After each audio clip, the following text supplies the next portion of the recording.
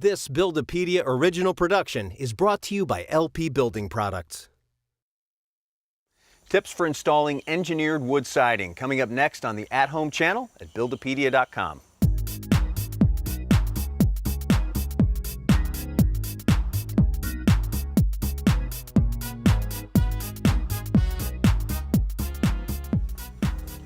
The siding on an older home will only last so long, but what do you do when it's time to replace it? Now, you could hire a professional, of course, but that'll cost thousands of dollars. Hi there, I'm Jeff Wilson. This time I'm going to show you how to install engineered wood siding. We're going to talk about how engineered wood siding compares with other siding materials and show how to install trim and siding. I'll even show you a trick that'll let you install your siding alone without a partner.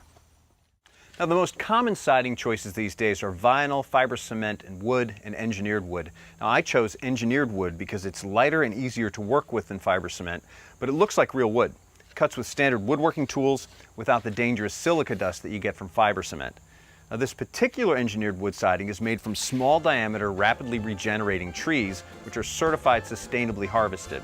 It's made with safe resins and treated with zinc borate, which is an environmentally safe treatment against insects and rot. And finally, it has a resin-impregnated coating and primer that gives it a 50-year warranty. It also comes in 16-foot lengths, so I'll have fewer seams. A good siding project starts with the trim work. Like the siding, the trim I'm using is engineered wood. For the windows and doors, I'm using 3-inch trim with a 4-inch wide piece for the header. On the outside corners and along the gable roof, I'm using the 6-inch wide profile. And for the inside corner, I've ripped a 2x2, allowing the siding to butt square into the trim. Okay, I've got a couple of pieces of trim here to finish up on the outside corner. Like I said before, this stuff cuts with regular woodworking tools, so I'm just going to cut it to length on my chop saw.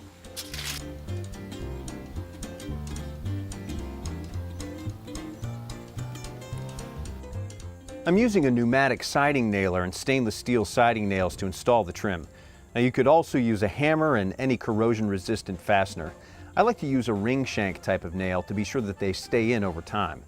Now, you want the nails to end up flush with the surface of the trim. If they don't go in far enough, hand nail them flush. Okay, I'm ready for siding here. I'm going to start with a 1-inch starter strip along the bottom of what will become my first course. I'll install the starter strip and then I'll put the first course on. And the starter strip just holds the bottom of the first course out away from the wall. Now, I've just ripped the starter strip from a piece of my siding. I'm using 8-inch wide siding with a 1-inch overlap, which will give me a 7-inch reveal. When I install the first course, I want to make sure that it's level and properly spaced from whatever's below it. In this case, it's a wood deck, so my clearance should be about 1 inch according to the manufacturer's directions. I'll cut the siding so that I have a 3/16 inch gap at butt ends or against trim pieces. We'll come back and caulk this gap later with a high-quality caulk. Now, I've marked the studs onto the house wrap, and I'm going to use one fastener about every 16 inches where the studs are. Okay, here's where things get interesting. Usually, you'll work with a partner on a siding project, one person at each end of the siding board. In that case, you'll use a siding gauge like this one to evenly space each course to leave the 7-inch reveal. I made this one out of a piece of scrap plywood, and it works like this. Problem is, I need to be able to install this siding myself, so I found these gizmos. These allow me to position the piece of siding relative to the piece below it and install the fasteners hands-free. They're real time and labor savers, and they basically let me work on the siding whenever I have a few minutes instead of having to wait for help. Check this out. Once you get started, it goes quickly. Even though I'm using these handy gauges, I still want to check my courses for level every 3rd or 4th course, just in case.